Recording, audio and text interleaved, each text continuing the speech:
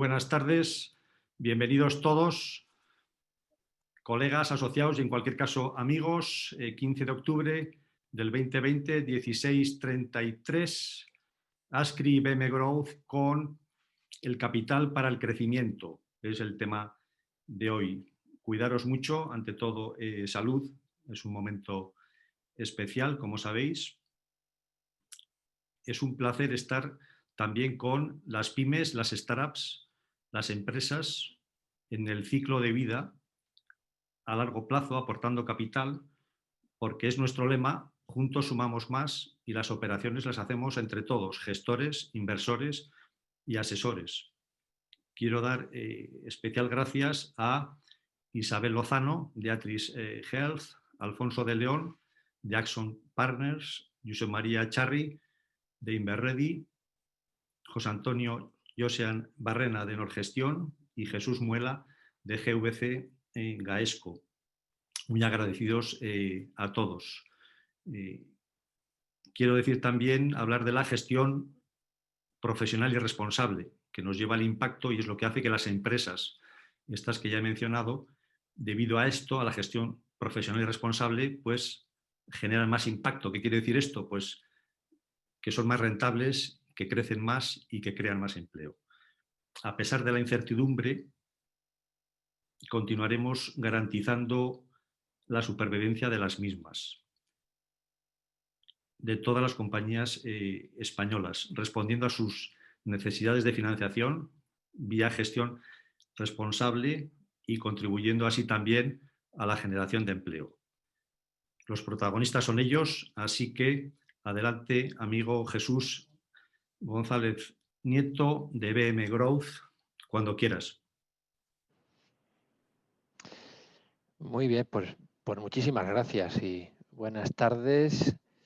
Gracias a Ascri por la convocatoria, por el trabajo que hemos hecho juntos en estos meses y por el que vamos a seguir haciendo, ¿no? Tenemos una grandísima y longeva relación y yo creo que justo el objeto de este seminario es averiguar cómo podemos mejorarnos mutuamente desde el mundo del private equity al mundo de los mercados de valores, ida y vuelta y viceversa. O sea que yo creo que es muy oportuno porque tenemos una tarea común que es eso, capital para el crecimiento. Cómo vamos a ayudar a crecer a nuestras compañías. Uno de los retos de nuestro país es el tamaño pequeño, relativamente pequeño, de las compañías en comparación con nuestros vecinos. Eso significa una menor competitividad y menor productividad de nuestras empresas. Por lo tanto, es una tarea crítica, es una tarea común.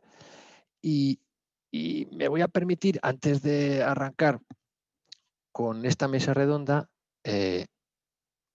30 segundos de aclaración sobre BME Growth. BME Growth es como se llama ahora el MAP, Mercado Alternativo Bursátil. Es posible que algunos de los participantes lo conozcan, pero si no, simplemente lo recuerdo. ¿Por qué hemos cambiado el nombre? Porque hemos sido adjudicatarios de un nuevo sello, digamos, de calidad europeo que otorga la Comisión Nacional de Mercado de Valores con criterios establecidos en la Directiva de Mercados e Instrumentos Financieros de la MiFID. Y estos reconocimientos los hemos recibido algunos de los mercados de pymes y se llama SME Growth Market o mercado de pyme en expansión en inglés, digo, en inglés y español, y por eso hemos pensado que merecía la pena centrarnos justo en eso, en la palabra crecimiento. Y como también queremos tener una visión un poquito más internacional, pues hemos elegido growth, que es una palabra muy fácil de recordar, son 6 letras con una vocal y todo el mundo la sabe escribir muy bien.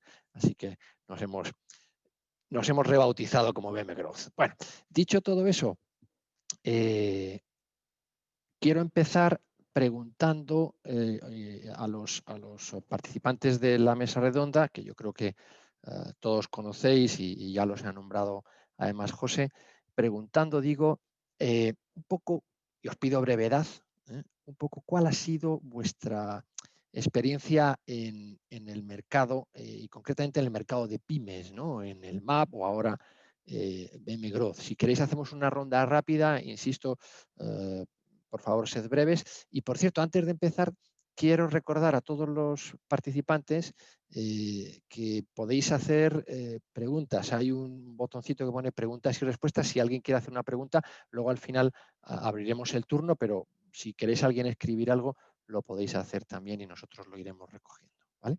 Bueno, y si os parece, vamos a empezar por Isabel, ¿no? Isabel Lozano, que es la directora general de Atris Health.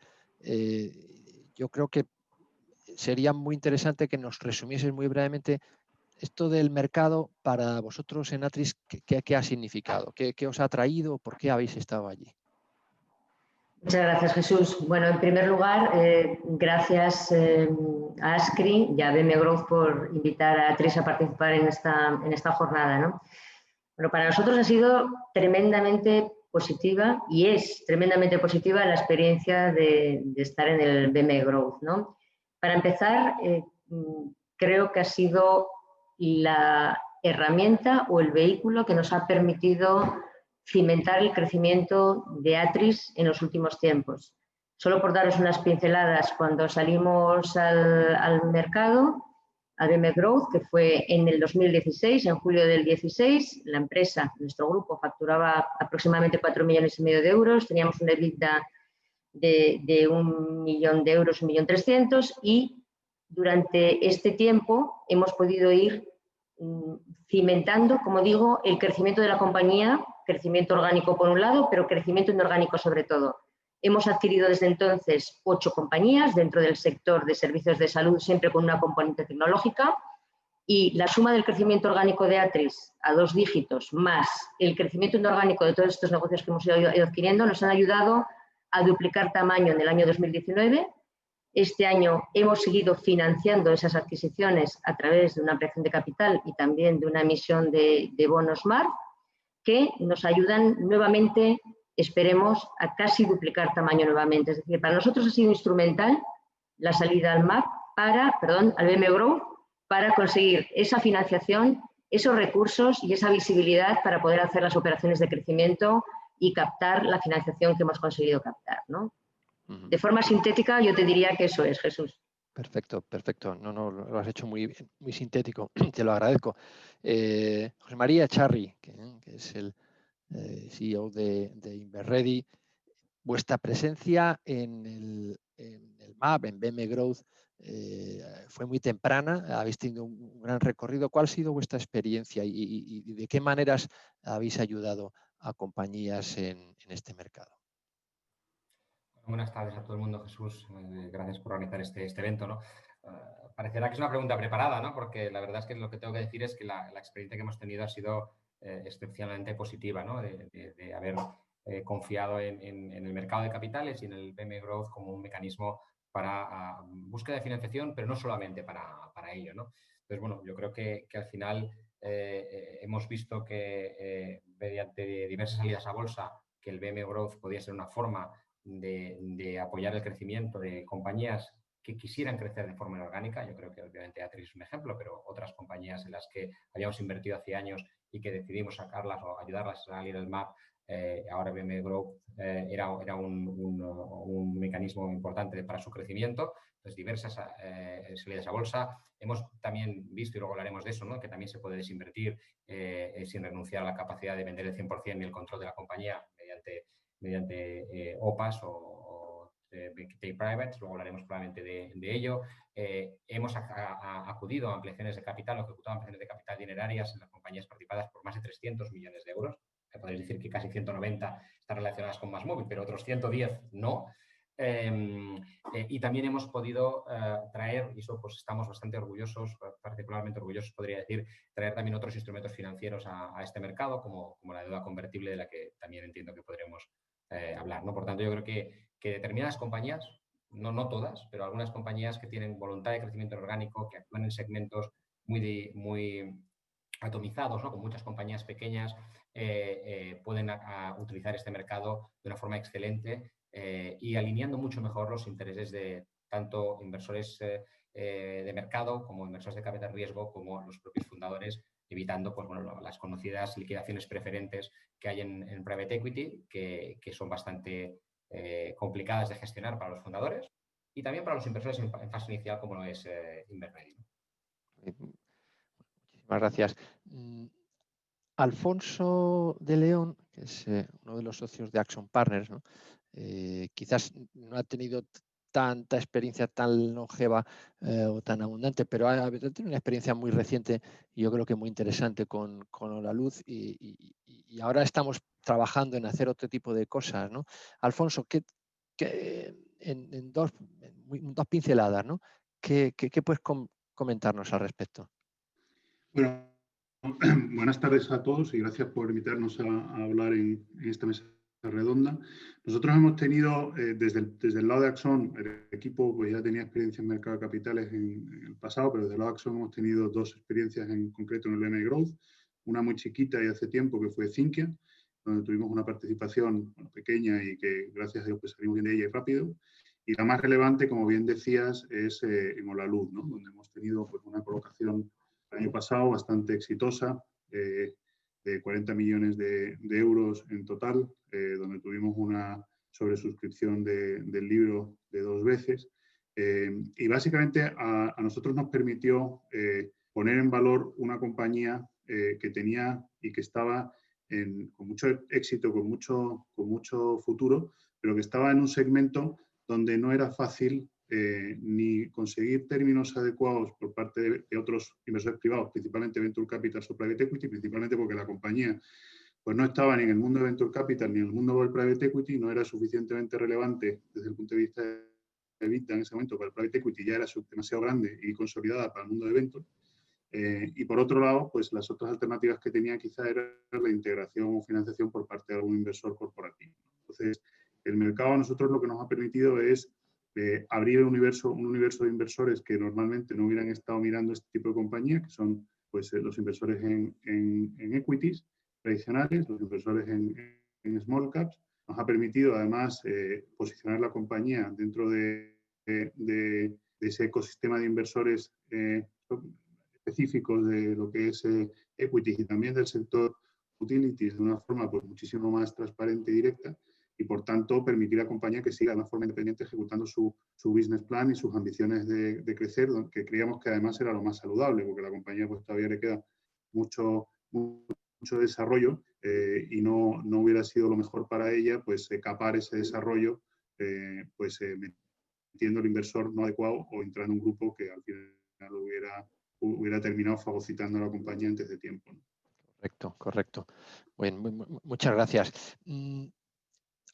José Barrena, socio de Norgestión y muy cercano a muchas compañías del MAP, y además atesoráis algunos de los mayores éxitos de compañías que han conseguido luego pasar a la bolsa con enorme éxito de crítica y público, ¿no? MásMóvil es quizás el más conocido de todos, pero muy recientemente también Grenergy, etcétera.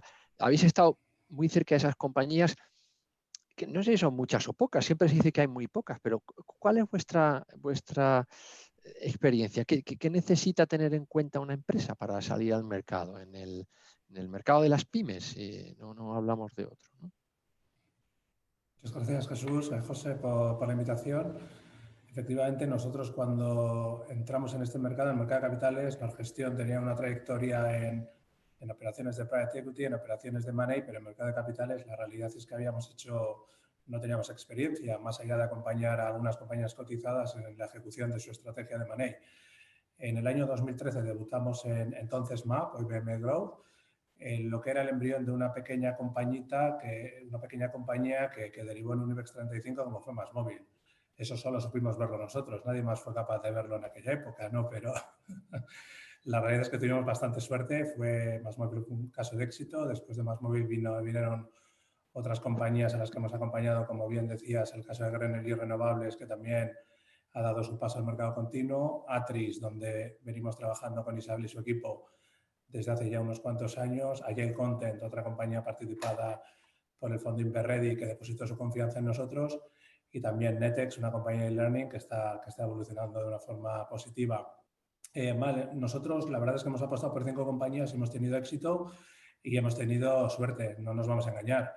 Ha habido otras operaciones que han salido a MAP o a BM Growth que han contado con otros asesores y que han tenido menos suerte y que seguramente pues, es el mérito, el demérito es poco achacable al asesor. No, para nosotros es fundamental el plan de negocio que tenga la compañía, que lo entendamos, que lo compartamos, que veamos que la compañía está en un segmento que tiene sentido apostar y que es un segmento de crecimiento, un accionariado estable, de ahí que compañías BME Growth participadas por Private Equity y por Venture Capital nos gustan porque le dan una estabilidad y le dan un orden a la compañía que de otra manera igual no tendría, y un equipo directivo. Y es fundamental que nos llevemos bien con el equipo, que confiemos en el equipo, que el equipo confíe en nosotros. Si no hay esa sintonía, la verdad es que no nos vemos con fuerza. Esas 3 claves: plan de negocio, accionariado estable y equipo directivo. Y luego ya conseguir ese plan de negocio al 100%, al 200%, al 80%, a veces es una cuestión de suerte o de mercado. Claro, claro que sí, claro que sí. Muchas gracias.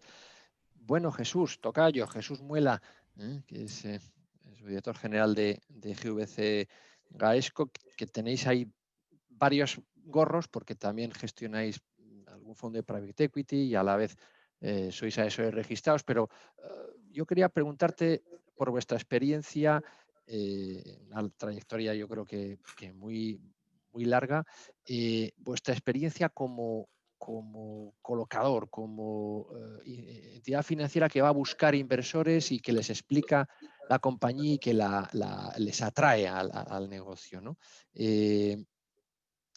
Cuéntanos un poco, porque hemos construido juntos, ¿no?, desde el principio con GVC y con otros intermediarios, pero particularmente con vosotros este mercado. Si tuvieses que resumirlo en un par de frases, ¿cómo lo harías hasta ahora? ¿Dónde hemos llegado?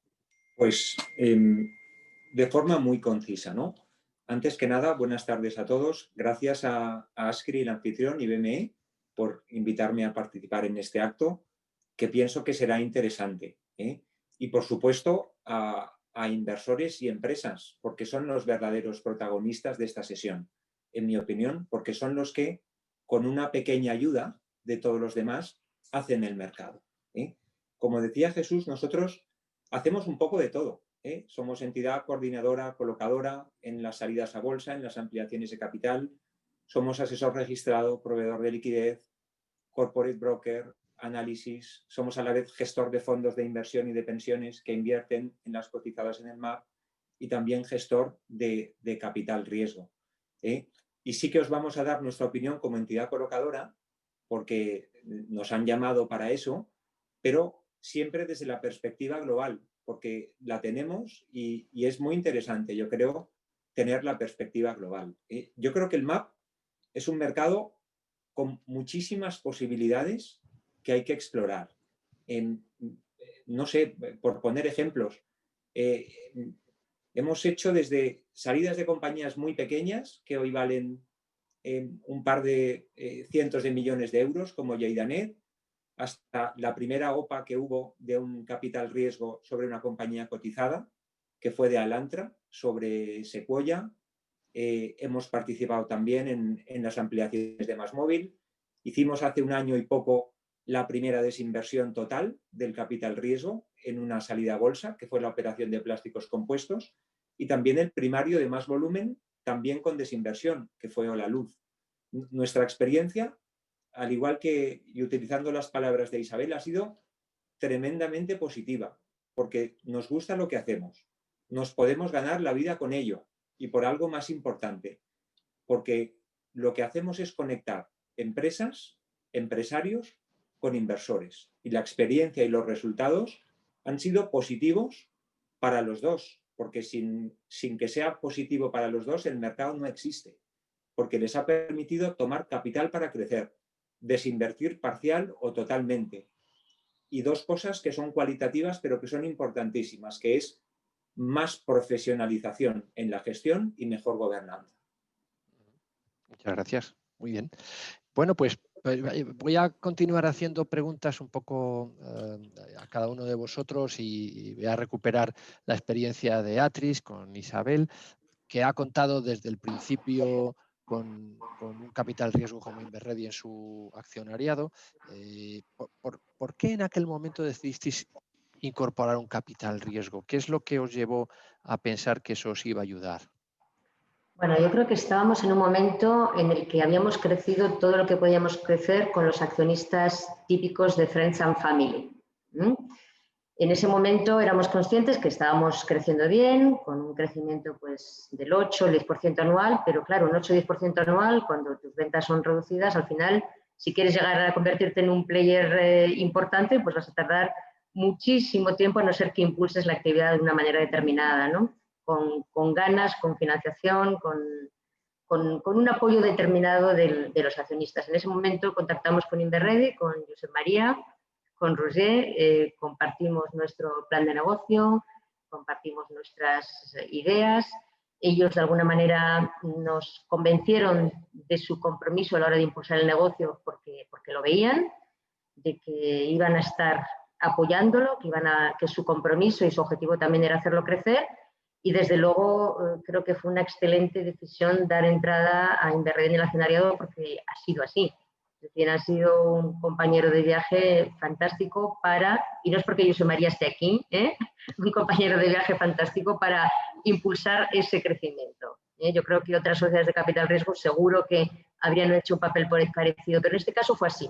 Habíamos llegado a nuestro techo, ¿no? Y de alguna manera necesitábamos ir renovando el accionariado. Sí que es verdad que además yo creo que traer a un capital riesgo al accionariado es algo que como comentaba Jesús hace un momento, te obliga a la compañía a entrar en otro tipo de procesos, en otro tipo de gobierno corporativo, a establecer un reporting, a tener también un socio con experiencia que te pueda apoyar en la estrategia, que fue nuestro caso, que te la puede cuestionar en un momento determinado, pero que desde luego te puede dar un soporte adicional en herramientas que quizás en aquel momento nosotros no conocíamos tanto, como herramientas de financiación, o la propia salida al BM Growth, ¿no? donde ahí yo creo que también fue muy importante la experiencia previa de Inverredi como para animarnos a dar el paso siempre y cuando tuviéramos ese plan de crecimiento ambicioso que teníamos, ¿no? O sea que yo creo que todo fue el tener un capital riesgo en el capital es una excelente preparación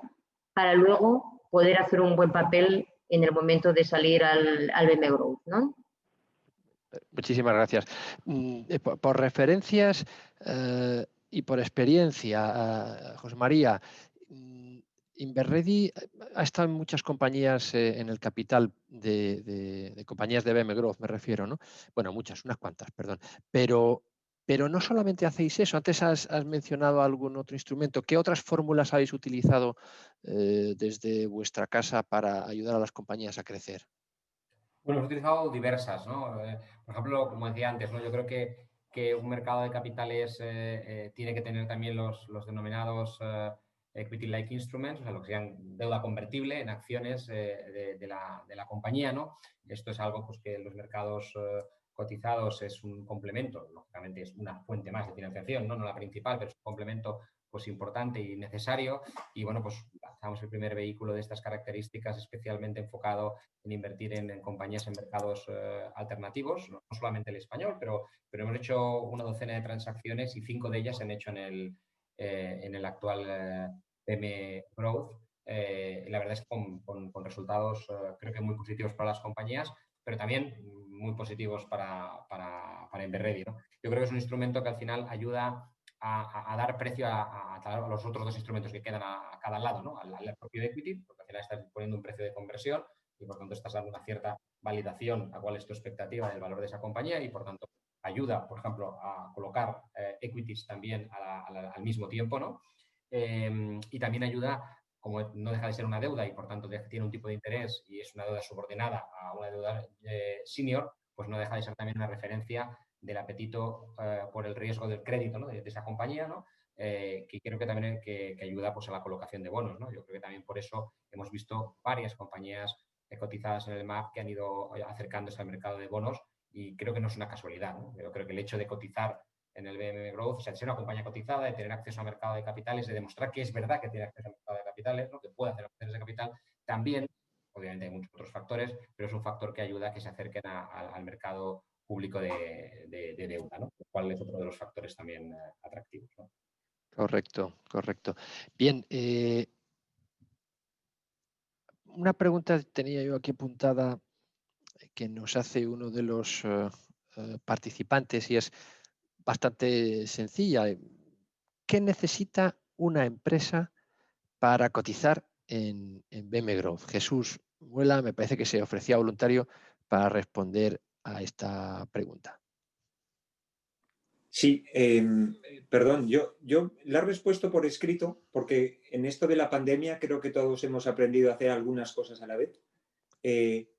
Básicamente son unos cuantos requisitos formales, pero el requisito esencial es que interesa a los inversores. Y una compañía interesa a los inversores cuando ven que puede ganar dinero con ella. Para ganar dinero con una compañía, esa empresa tiene que tener una infraestructura de negocio en términos de cantidad y calidad del negocio mínima y presentar buenas perspectivas. Si es así, la compañía interesa a los inversores y se pueden hacer cosas desde muchísimos puntos de vista. Uno de ellos es el mercado. Correcto. Fíjate, un poco vinculando con esta capacidad de interesar, ¿no? Una pregunta para Alfonso de León, porque nos has contado el ejemplo de Holaluz, pero podría haber algunos otros.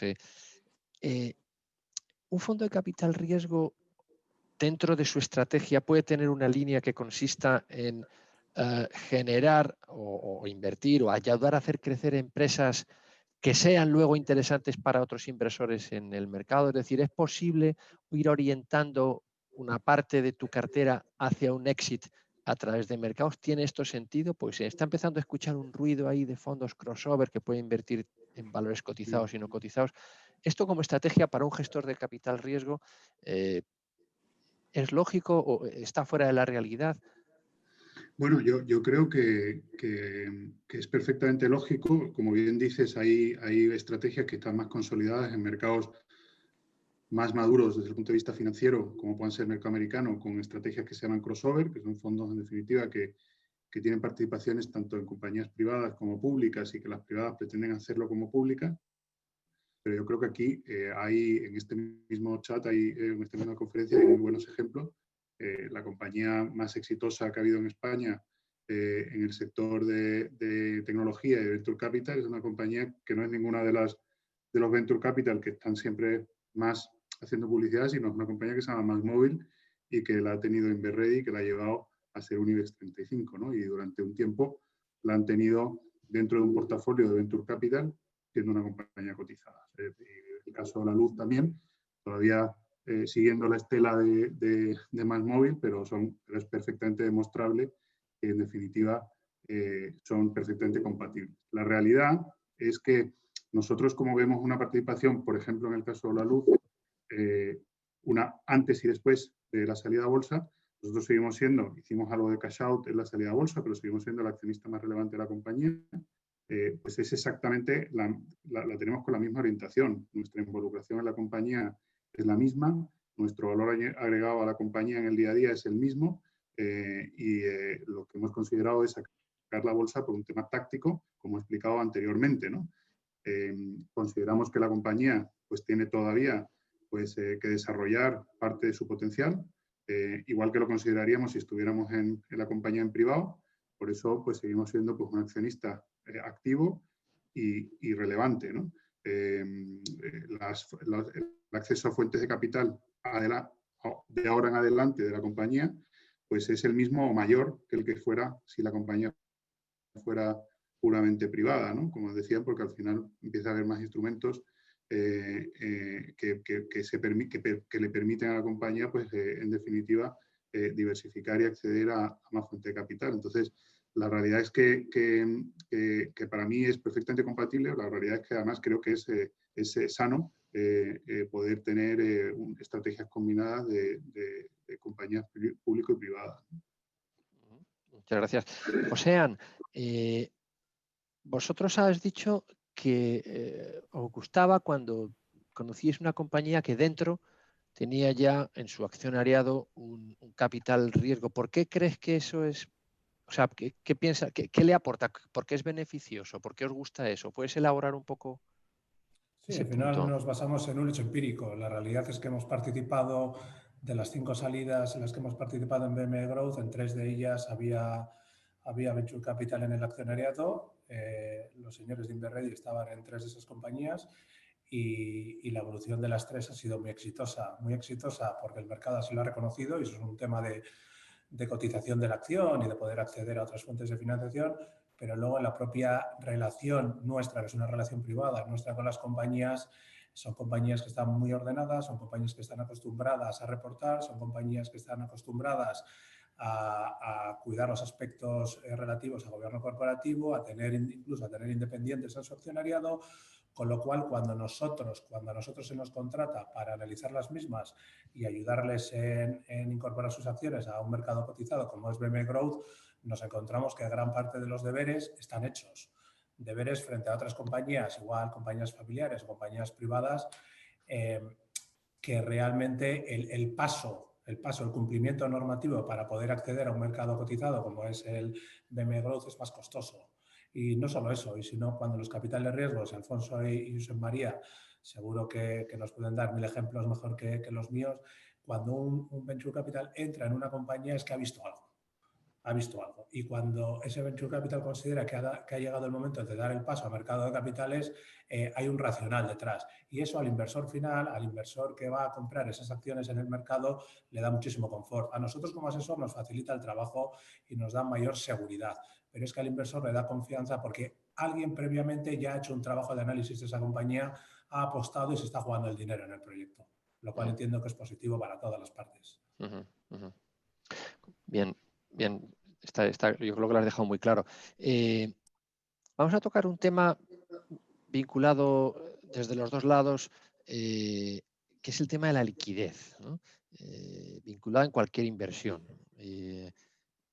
Liquidez desde el punto de vista del exit del accionista previo, que puede ser la familia, puede ser un ente de capital riesgo, puede ser un socio industrial, ¿no? Pero también liquidez una vez que la compañía está dentro del mercado en el secundario, ¿no? Y entonces yo le quiero preguntar alternativamente sobre este tema a Isabel como experiencia propia de la compañía en liquidez, a Jesús también en su faceta de colocador y de proveedor de liquidez, que nos elaboren un poco y luego a continuación pasamos también a José María y Alfonso para que nos den su punto de vista de la posibilidad o dificultad para hacer liquidez una posición, ¿no? Isabel, si quieres, cuéntanos un poco esto de la liquidez, a vosotros, ¿qué os ha ocurrido? Sí, bueno, yo creo que nuestra evolución también al final, yo creo que algo que tenemos que destacar es cómo ha ido evolucionando Atris, ¿no? Desde que salimos al BME Growth, que teníamos una capitalización de 16 millones de euros en el 2016, hasta ahora, que después de las últimas operaciones estamos en torno a unos 250 millones de euros, ¿no? Creo que para nosotros, bueno, ha sido importante primero ir sustituyendo a algunos de los family offices que inicialmente entraron. Estar en el BME Growth, eso nos ha permitido ir sustituyendo a algunos de los accionistas iniciales de la compañía. Y luego, muy importante en cuanto a liquidez, lo que hemos visto es que, bueno, en Atris, como quizás sepáis, tenemos un free float de aproximadamente un 30-32%, ¿no? Que eso hace que tengamos muchísima liquidez, es decir, tenemos mucho pequeño inversor que también nos ayuda a tener una liquidez significativa. Este año, a fecha actual, hemos movido un volumen superior a los 30 millones de euros, superior a todo el año anterior, donde movimos aproximadamente unos aproximadamente 20 millones de euros, si no recuerdo mal. Es decir, ya hemos superado con mucho.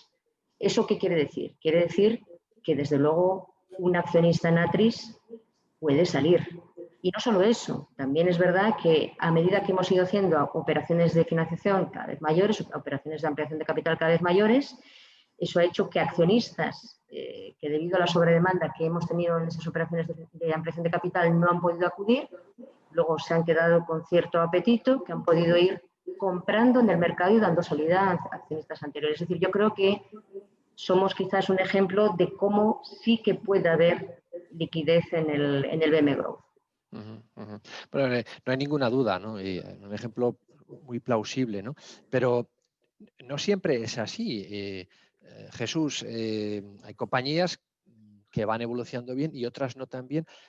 ¿Cómo en el día a día, cómo podéis ayudar vosotros y luego en el mercado secundario, qué evolución estás viendo? A ver, la liquidez en el mercado secundario de una compañía depende como primera variable del tamaño, pero también de la cantidad de accionistas que quieran vender y comprar.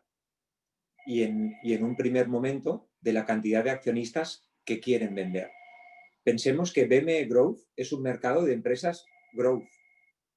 Y empresas growth normalmente son más pequeñas que la media y que para capturar valor necesitan un determinado periodo de maduración. Y que los inversores que entran en este mercado, al menos los que nosotros conocemos, entran con un horizonte temporal que no es vender las acciones ni en 3, ni en 6 meses, ni en 18, ni en 24. Con lo cual, ellos son capaces de renunciar a la liquidez en pos de la rentabilidad. Y ese es un principio que para nosotros es muy claro. ¿Cuándo aumenta la liquidez en una compañía de estas características? Aumenta la liquidez cuando las cosas en la compañía van bien y la rentabilidad objetivo que se habían planteado los inversores iniciales se acerca a la real. Entonces hay algunos de estos que empiezan a vender acciones. Y esto en ocasiones se adelanta o se retrasa, porque la casuística es, la verdad es que no infinita, pero sí múltiple. Las compañías, las pymes, no son compañías para hacer trading, no son compañías para especular, porque su periodo de maduración no va por ahí y su sensibilidad a las cosas que pasan en la bolsa tampoco hace que eso sea posible. Pero hay que tener también varias cosas a tener en cuenta. La evolución tiene que ser positiva, pero la compañía tiene que comunicar bien con el mercado, que significa comunicar bien con el inversor, y la debe hacer de forma transparente.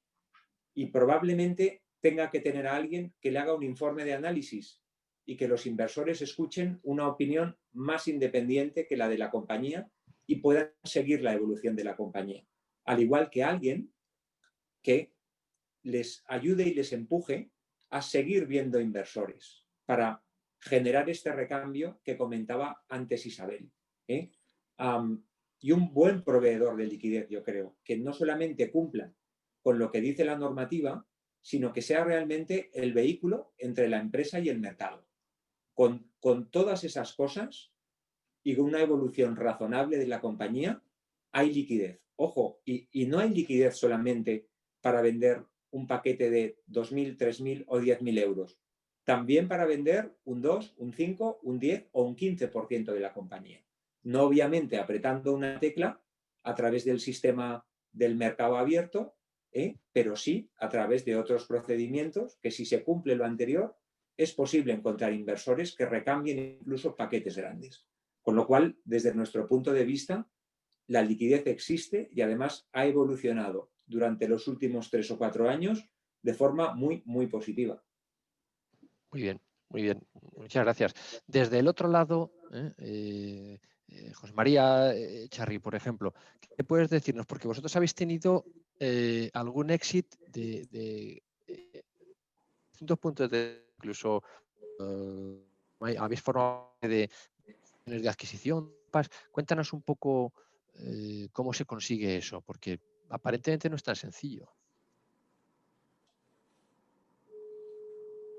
Mira, es que yo creo que esto es un tema interesante también, ¿no? Porque al final mucha gente plantea, oye, cuando sacas como private equity, desde la perspectiva de un private equity, sacas una compañía al mercado, acabas de renunciar a unas vías de liquidez obvia, ¿no? Que es un trade sale, que es, cuando consideres dado las circunstancias, montar un proceso y vender la compañía a un tercero, ya sea un inversor financiero o normalmente un inversor industrial, ¿no? Yo creo que eso parecía que era, oye, sacas al mercado, a lo mejor te financias mejor o puedes acceder mejor al mercado de capitales para crecer, pero estás renunciando a liquidez, porque no hay liquidez en el mercado. ¿No? Es el mantra, ¿no? O sea, no puedes venderla en bloque porque ya es una compañía pública y es más difícil y has renunciado a esa liquidez y no hay liquidez en el mercado a nivel de stock. Yo creo que las dos cosas son falsas, ¿no? O, modestamente creo que hemos contribuido a demostrarlo, ¿no? Ha habido dos OPAs de exclusión, ¿no?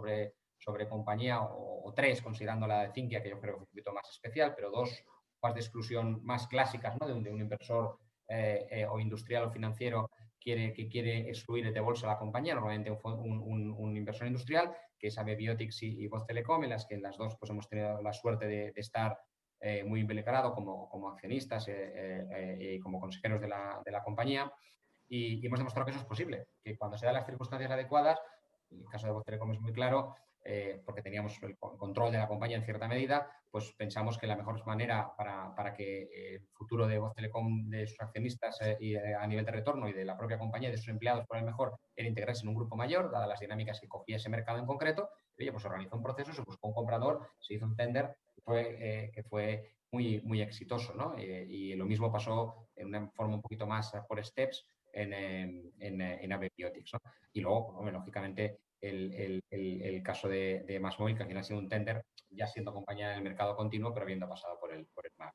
Pero también se ha comentado, lo ha comentado Isabel y lo ha comentado Jesús, hay la posibilidad de hacer trades y buscar contrapartidas para bloques, sí, y especialmente cuando hay ampliaciones de capital, lo cual es interesante, ¿no? Porque es precisamente estas compañías lo que tienen son crecimientos, suelen hacer bastantes ampliaciones de capital y parece un contrasentido, ¿no? De que si apelas al mercado para poner dinero dentro de la compañía, parece que la liquidez está más lejos. Y no, la realidad demuestra que si se hace bien la ampliación de capital, pues es una forma de salir, ¿no? Y luego la liquidez en mercado, aunque es verdad que este mercado, y Jesús tiene razón, no es para hacer daily trading, pero es que hay cierta liquidez. Y os pongo algunos ejemplos, ¿no? Si tú mides la liquidez, que es una forma de medirla, sobre la cantidad de dinero que se mueve en un año en relación al market cap de la compañía, lógicamente si tiene poco free float, este ratio va a salir peor que si tiene mucho, ¿no? Lógicamente, pero en valor absoluto, todo el market cap, pues es verdad que las compañías del IBEX están por encima del 100%, es decir, más que su market cap se mueve cada año en el mercado, ¿no? Y en el MAP, las compañías que lo hacen bien, que hay 10 compañías que tienen o 12 compañías que tienen una buena liquidez, están entre 30 y 50%. Diréis, hombre, pues la mitad de liquidez o un tercio de la liquidez es relativa, claro, obviamente relativa a su tamaño, ¿no? Relativa a las compañías del IBEX, ¿no? Pero es que si coges compañías del continuo, hay un montón, pero un montón son un montón, que tienen liquidezes entre el 5 y el 10%. O sea, hay muchas compañías del MAP que BM Europa actualmente que son más líquidas en cuanto a su tamaño, lógicamente relativo, ¿no? Y que mueven pues cantidades razonables de dinero y la liquidez al final pues contribuye a muchas cosas y a atraer muchos tipos de inversores. Ahora, también, como ha dicho Jesús, la liquidez hay que cultivarla, ¿no? Y no aparece por generación espontánea, ¿no? Y por tanto tienes que diseñar la salida a bolsa y las futuras ampliaciones de capital de una manera que no tengas 3 inversores en el libro, tengas cientos de inversores en el libro, porque si no es muy difícil que, como decía Jesús, como muy bien decía Jesús, que haya muchos compradores y muchos vendedores. Eso es una primera premisa. Tiene que haber research, tienes que molestarte en que haya research, tienes que gastarte algo de dinero en que haya research, ¿no? Y tienes que informar al mercado bien y de forma transparente y quizá probablemente con gente profesional a nivel de IR para hacerlo. Y claro, muchas empresas piensan que eso es un coste, ¿no? Pero al final eso no es un coste. La liquidez es una forma de hacer más atractivo tu stock y de tener la mayor capacidad de ampliar capital y mayor capacidad de utilizar incluso tu stock como moneda en transacciones, ¿no? Por lo tanto, yo creo que la evolución de la liquidez del MAP a las compañías que lo han hecho bien, que son unas cuantas, ha sido muy positiva en los últimos años, al tiempo que la liquidez relativa en el mercado continuo español, por desgracia, ha ido francamente a peor de las compañías del IBEX 35, ¿no? Por lo tanto, que ha sido una evolución muy positiva a contracorriente, ¿no? Clarísimo. Muchísimas gracias. Una pregunta para Alfonso. ¿Cómo podemos hacer para que haya más fondos que se dediquen precisamente a eso, a identificar empresas que luego puedan salir al MAP o fondos que inviertan en ampliaciones de capital, etcétera, que puedan salir al MAP? Digo esta pregunta porque también la ha preguntado uno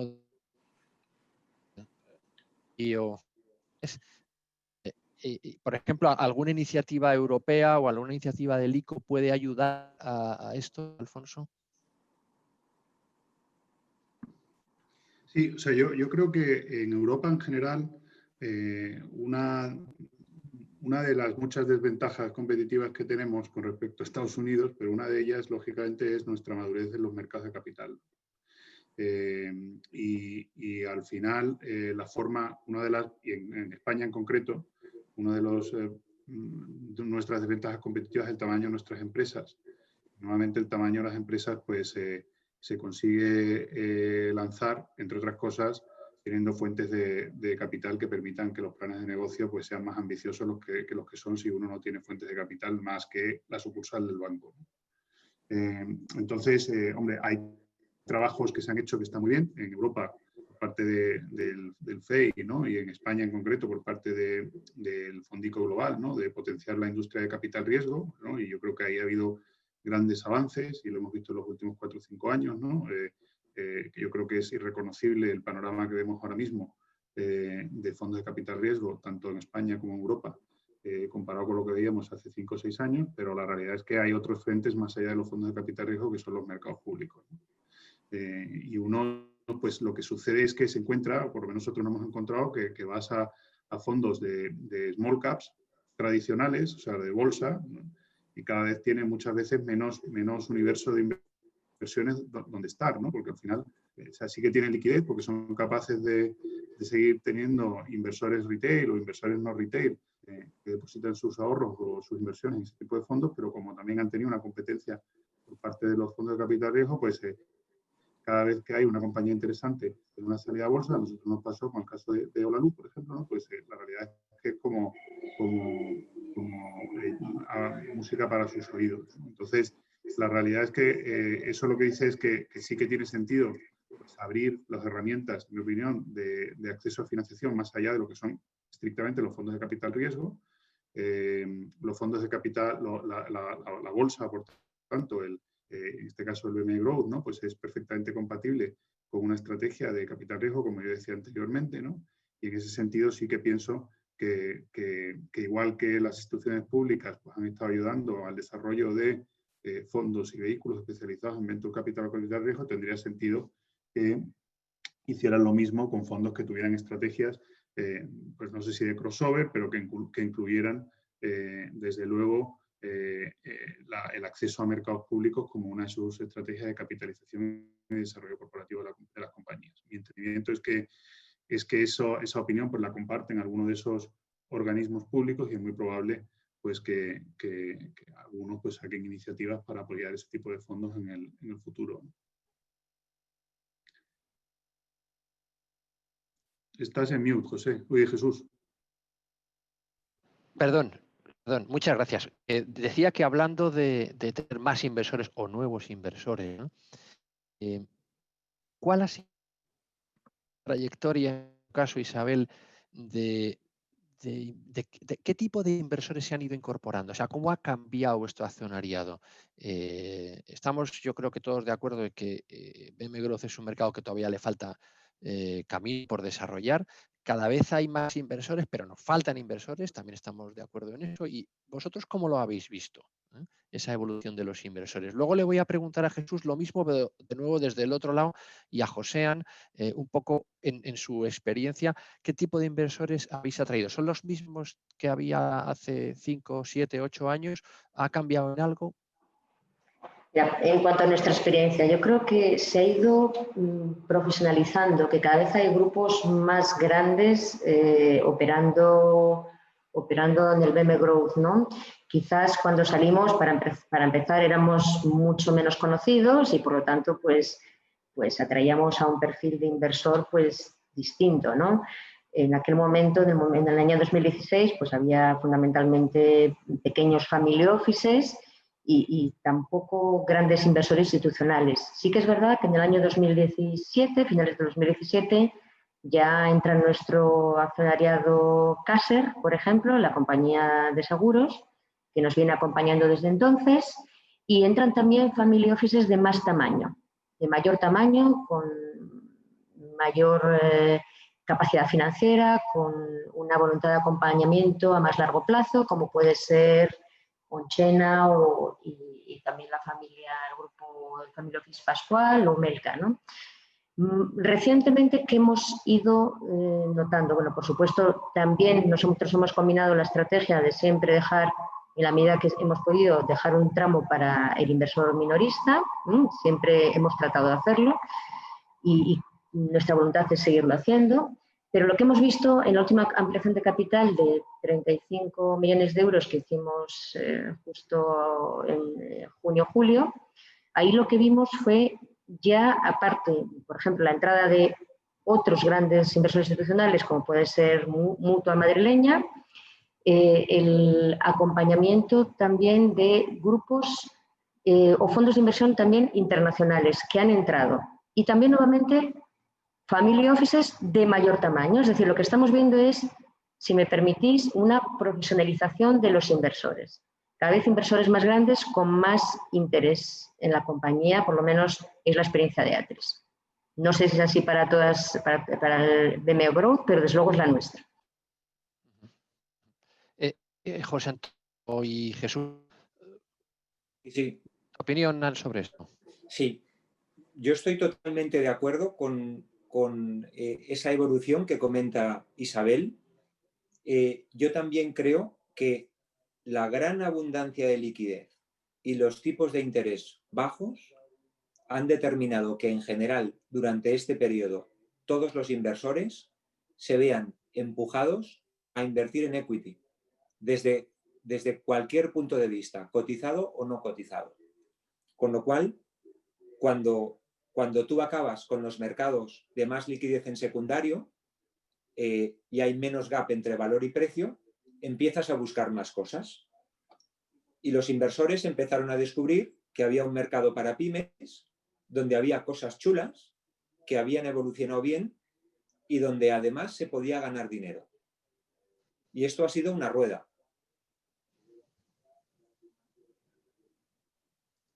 Bien.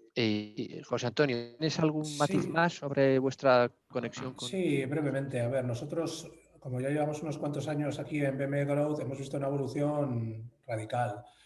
Y seguimos manteniendo que seguramente la primera ronda, el momento del debut en el mercado primario, es la más costosa, la más difícil, porque pasas de ser una compañía privada en muchos casos con muy poca notoriedad, te tienes que presentar en el mercado, tienes que presentarte a institucionales cualificados o retail. Y realmente en el pasado era muy complicado, con independencia de la calidad de la compañía, de su equipo directivo y del plan de negocio, era muy complicado que un institucional entrara en primera ronda en una compañía MAP. ¿Por qué? Pues porque todavía el MAP era un mercado que se estaba construyendo, había habido, como seguirá sucediendo, ¿no? Algunas compañías que no triunfan, sino todo lo contrario, y cuesta que el institucional apoye una primera ronda. Y normalmente esas primeras rondas están apoyados, como ha dicho Isabel, bien por tramos retail o por algunos family office que tenían un nivel de sofisticación algo superior.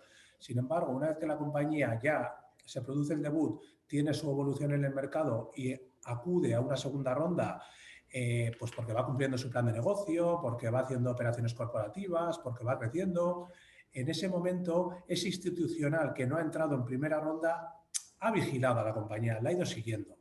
Y es en ese momento, cuando ya acudes a una segunda ronda, cuando el institucional está mucho más permeable, pues porque ve que eres una compañía seria, ve que estás cumpliendo lo que le contaste en esa primera iniciativa, y es ahí cuando se produce el apoyo del institucional. Y coincido totalmente con Jesús en que el momento actual, con mayor liquidez, tipos de interés bajo, pues es más propicio a que poco a poco inversores institucionales o cualificados vean a BME Growth como un mercado perfectamente válido y perfectamente invertible. Muchas gracias. Bueno, nos quedan 5 minutos para terminar y algunas preguntas a las que hemos dado respuesta por parte del público en nuestra charla hasta ahora. Algunas otras no. Yo creo que vamos a aprovechar estos últimos minutos, si os parece, para dar entrada a esas preguntas. Por ejemplo, alguien nos pregunta el tamaño mínimo de ingresos, de EBITDA, de crecimiento, etcétera, para que una compañía sea accesible para este mercado? Abro el micrófono porque yo creo que podéis contestar casi todos, pero no sé si Jesús y Joséan, por su proximidad a las colocaciones, podéis responder. Mirad, esta pregunta que hace esta persona la hemos debatido durante muchísimos años. Yo os diría que esos parámetros mínimos tienen una importancia relativa. Lo que importa es que los inversores vean que con esta compañía pueden ganar dinero. A partir de ahí no hay reglas, igual que no existen reglas sobre qué inversores entran en un primario. Cada operación es de su padre y de su madre y va a tener una combinación determinada de especialistas, de mayoristas, de minoristas, de family office, de nacionales, de internacionales. La respuesta es que depende. Esto es un traje a medida. Aquí no hay unas reglas estándar como para casi nada en el mundo. Es como si le preguntamos a ¿Coincides, alguien... José? Sí, coincido con Jesús plenamente, si bien es cierto que hay una tendencia que también la hemos vivido en los últimos años, que cada vez las compañías que se están incorporando al mercado son compañías algo más grandes. En el pasado hemos visto como en los inicios del MAP compañías biotecnológicas con prácticamente sin ingresos. Poco a poco el mercado va depurando, el mercado va seleccionando sus modelos favoritos o preferenciales a la hora de invertir, y yo creo, y hablando también con colegas que estáis en el mercado, cada vez las compañías que están buscando incorporarse al mercado son compañías más grandes por dos motivos. Por un lado, porque el mercado prefiere invertir en compañías algo más grandes, porque son compañías más ya más estables y que tienen un modelo económico ya más contrastado. Y por otro lado, porque estas mismas compañías hace años seguramente no tenían el confort suficiente para debutar en BME Growth. Confort que hoy lo tienen porque ven que es un mercado serio, estable y que está funcionando perfectamente. Muchas gracias. Otra pregunta, yo creo que no es estrictamente el tema del debate, pero me parece que merece la pena, ¿no? Uno de los participantes le sorprende que el comportamiento de los valores en términos de precio, ¿no? En términos de movimiento de índice, ¿no? Del IBEX Growth Market, por ejemplo, en los últimos 12 meses haya sido casi explosivo, ha subido casi un 70% en 12, 14 meses, ¿no? Cuando es verdad que venía de una etapa mucho más plana, ¿no? ¿Alguien tiene una idea sobre cuál es la razón?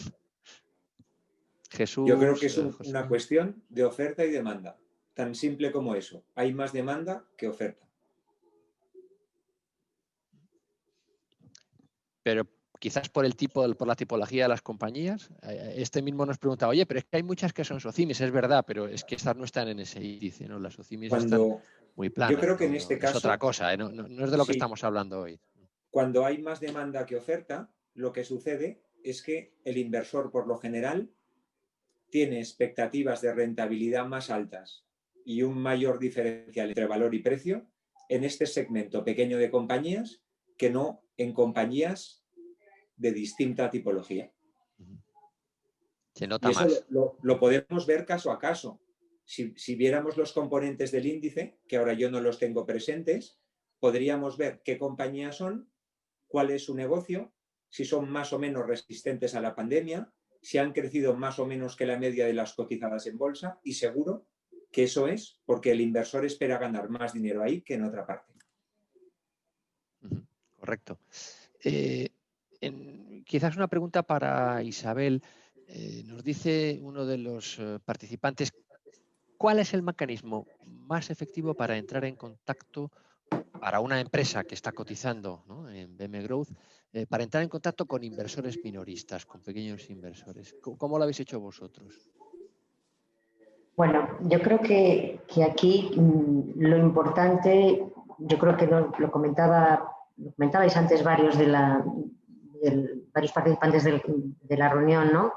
Es efectivamente estar muy en contacto con el pequeño inversor, con el inversor en general, y comunicar bien y con transparencia. Creo que eso es una de las claves, comunicar. Comunicar, y comunicar requiere tiempo, requiere dedicación, requiere que se profesionalice también esa parte de la gestión dentro de la compañía. Con el pequeño inversor lo que nosotros hemos tratado precisamente es eso, de comunicar todo lo que es susceptible de ser comunicado, tratar de ser lo más transparentes posibles y lo más explicativos posibles de dónde va la compañía a través de las comunicaciones periódicas que hacemos. Y luego también, gracias a los bancos que nos han ido ayudando, a las entidades financieras que nos han ido ayudando a lo largo de las diferentes ampliaciones de capital, pues nos hemos ocupado de ir precisamente manteniendo contacto con esos inversores. Es decir, dando la información que todo el mercado tiene, obviamente, pero explicándola a través de reuniones online, más recientemente a través de algunos webinars. Es decir, cada vez más estamos haciendo este tipo de aproximaciones para que todo el mundo, el pequeño inversor también, tenga acceso a la comunicación directa con nosotros. Procuramos ser lo más accesibles posible, dando la información de la compañía. ¿Me permites poner una pequeña capa en lo que acabas de decir, Isabel? En un primario, que esté el minorista es complejo. Y es complejo porque la regulación cada vez pone más difícil a una entidad financiera que pueda ofrecer este producto a un minorista, por muchísimas razones. Y como muy bien decía Isabel, el minorista viene cuando te has ocupado de cuidarle, de ser transparente, de dar información. Y tu recompensa no es solamente que puedas rotar la base de inversores y puedas atraer a inversores de más potencia, sino que unas cuantas personas de mucho menos poder adquisitivo, pero de una importancia capital para una compañía, entren. Y la importancia es capital porque normalmente el minorista compra y vende muchas más acciones que el inversor institucional. Y esa liquidez que le da el minorista a una compañía te sirve a su vez para atraer no solo a más minoristas, sino al inversor institucional, que ve que si tiene que deshacer una posición va a tardar muchísimo menos tiempo y además que lo va a poder hacer sin quebranto en el precio.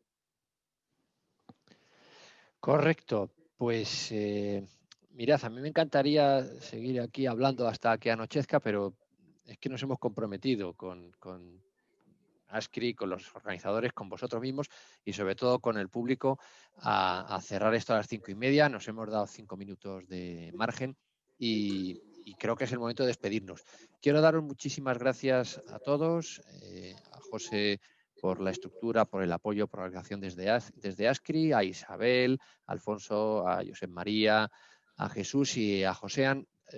Todos formamos parte de esa comunidad que es BM Growth. Me gustaría que los que nos han escuchado hoy sean también parte de esa comunidad y que entre todos ayudemos a crecer porque, lo decía al principio, esto es un reto no para BME ni tampoco para individualmente alguno de nosotros. Yo creo que es un reto para el país, para todo el conjunto de nuestras empresas. Así que, oye, muchísimas gracias. Ha sido un gusto y buenas tardes. A vosotros. Muchas gracias. Gracias. Buenas tardes. Buenas tardes. Un abrazo. Chao. Chao. Chao. Adiós.